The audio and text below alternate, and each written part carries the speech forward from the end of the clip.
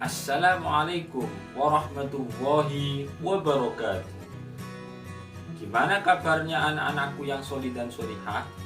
Semoga kita selalu diberi kesehatan, kemudahan, dan tetap semangat. Untuk materi kali ini kita akan membahas tentang kepemimpinan Umar bin Khattab. Tapi sebelum itu, Pak Sabili ingin tanya dulu kepada kalian. Tahukah kalian berapa jumlah sahabat Nabi yang termasuk Khulafaur Rasyidin? Lalu, apa artinya Khulafaur Rasyidin? Agar kalian lebih bisa memahami, marilah kita simak materi berikut ini. Biografi Umar bin Khattab. Umar bin Khattab adalah putra Nufail al-Quraisy bin Abdul Uzza dari suku Bani Adi. Ibunya bernama Hantama binti Hasim, kakeknya bernama Ka'ab. Dari garis ini, maka Umar bin Khattab masih keturunan dengan Nabi Muhammad SAW. Umar bin Khattab lebih muda 13 tahun dari Nabi Muhammad SAW. Beliau termasuk dari golongan bangsawan, karena sebelum Islam, suku Bani Adi terkenal sebagai suku yang dipandang mulia, megah, dan berkedudukan tinggi. Peristiwa Umar bin Khattab masuk Islam.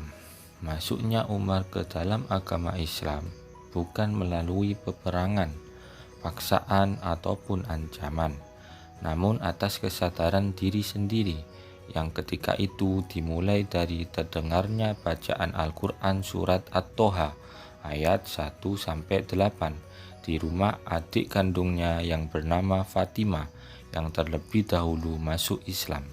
Setelah mendengar bacaan Al-Quran tersebut, hati beliau bergetar dan beliau minta diantarkan untuk menemui Rasulullah SAW di Darul Arqam untuk memeluk agama Islam. Kisah kepemimpinan Umar bin Khattab. Umar bin Khattab adalah khalifah kedua setelah Abu Bakar. Umar bin Khattab mempunyai nama lengkap Umar bin Abdul Uzza. Umar bin Khattab menjadi khalifah sejak tahun 634 Masehi sampai dengan 644 Masehi. Beliau seorang pemberani, jujur, adil, tegas, bijaksana, dan bertanggung jawab terhadap rakyatnya. Pengangkatan Umar bin Khattab. Saat menjelang wafatnya, Khalifah Abu Bakar selalu bermusyawarah dengan kaum muslimin dan berwasiat agar Umar dapat menggantikan kedudukan sebagai khalifah bila beliau wafat. Akhirnya, disepakatilah Umar bin Khattab untuk menjadi khalifah kedua, dan piagam penunjukan itu ditulis sebelum Abu Bakar wafat. Umar bin Khattab menjadi khalifah kurang lebih selama 10 tahun, dari tahun 13 sampai 23 Hijriah atau 634 sampai 644 Masehi. Jasa kepemimpinan Umar bin Khattab. Ketika Umar bin Khattab menjadi khalifah, ada banyak jasa yang sudah ditorehkan.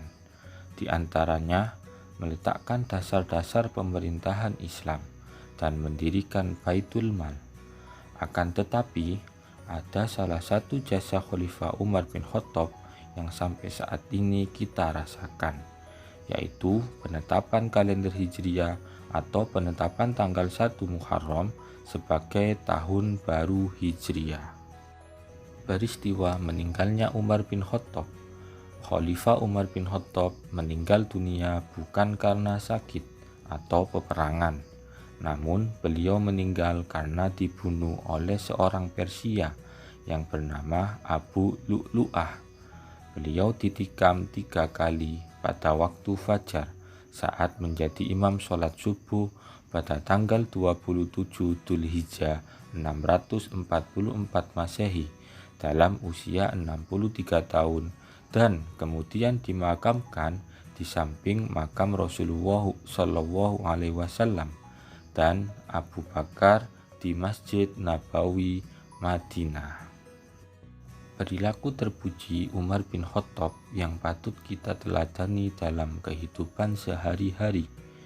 Di antara perilaku yang dapat kita teladani dari kisah kepemimpinan Umar bin Khattab yaitu: pertama, berani dalam membela kebenaran.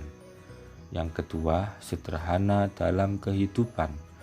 Yang ketiga, tidak korupsi. Yang keempat, bersikap adil. Dan yang kelima, sangat memperhatikan rakyat.